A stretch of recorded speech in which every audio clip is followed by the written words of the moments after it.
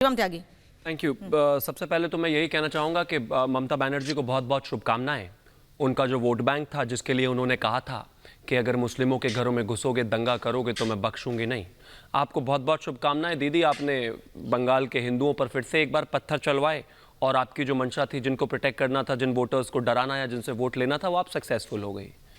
आप जिस रामनवमी से पहले जिस पर्टिकुलर समाज को, विशेष समुदाय को बचाने की बात कर रही थी, उन्होंने ही सामने से आकर दे पत्थर पे पत्थर मार के 34-35 लोगों का सर फोड़ दिया, पत्रकारों का सर फोड़ दिया, लोगों के घर में घुस के घर तोड़ दिए, उनकी दुकानें तोड़ दी, उनके शटर तोड़ दिए, उनके दरवाजे तोड़ दिए और थ्रेट दे रही थी ममता बनर्जी हिंदुओं को। तो शुभकामनाएं, आप सक्सेसफुल हुए। अब दूसरी बात पर आते हैं।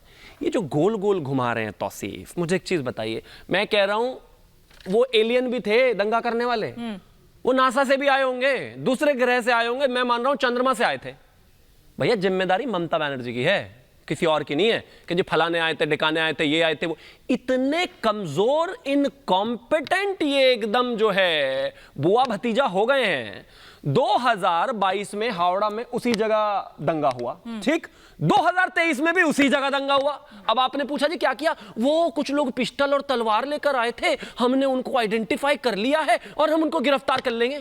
क्या कर रही थी भाई पुलिस आपकी वहां पर? सामने खड़ी है पुलिस। नहीं, कर क्या रही थी? उनको तब गिरफ्तार करना चाहिए था, तब उनको हटाना चाहिए था, तब ये निकल रहा था। आपने आने दिया उनको। मैं तो कहता हूं वो आपके लोग थे, आपके गुंडे थे वो। सवाल बिल्कुल वाजिब है। गुंडे थे वो जिन्होंने आपने घुसाया, दंगा भड़काया। और इसके अलावा अब कह रहे हैं हमने गिरफ्तार कर लिया और ये लोगों की भी जिम्मेदारी है। अरे लोगों की जिम्मेदारी, देश की जिम्मेदारी, अमेरिका जापान की जिम्मेदारी, सबकी जिम्मेदारी है। ठीक है। ये बुआ जी और भतीजा जी की भी जिम्मेदारी है कि नहीं है? राज्य सरकार चला रहे, कह रहे हैं पता नहीं बाहरी लोग थे।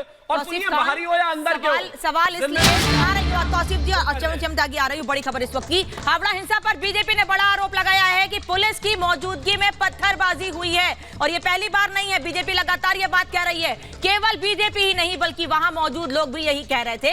बीजेपी ने हावड़ा हिंसा का वीडियो शेयर किया है। तस्वीर देखिए आप, यह हावड़ा हिंसा का वीडियो जो भारतीय जनता पार्टी ने शेयर किया है और उसमें बता रहे हैं कि पुलिस वाले आसपास मौजूद हैं, लेकिन उसके बाद भी यहां खुलेआम धड़ल्ले से पत्थरबाजी हो रही है दुष्यंत नगर। ये तस्वीरें देखकर क्या कहेंगे भाई? देखिए, जो आरोप लगाए जा रहे हैं सारे राजनीति से प्रेरित है। दीदी की ईमानदारी, दीदी की कार्यकुशलता, दीदी की प्रशासनिक क्षमता पे कोई सवाल नहीं उठा पाए, इसीलिए बदनाम करने का प्रयास किया जा रहा है। आप चुनाव में नहीं हरा पाए तो इस तरह से एक नैरेटिव बना के हराना चाहते हैं।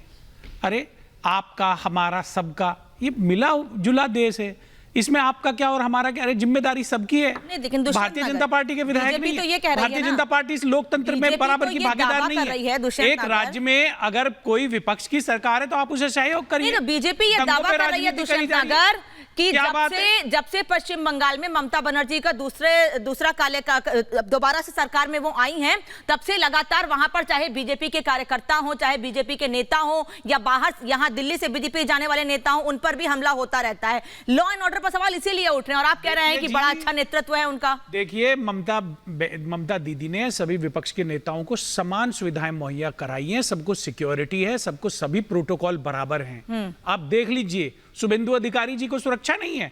बताइए, शुभेंदु अधिकारी जी जो नेता हैं, भारतीय जनता पार्टी के प्रतिपक्ष नेता हैं, उन पे उनके विषय में बताइए कहीं कोई उनको शिकायत है? नहीं है।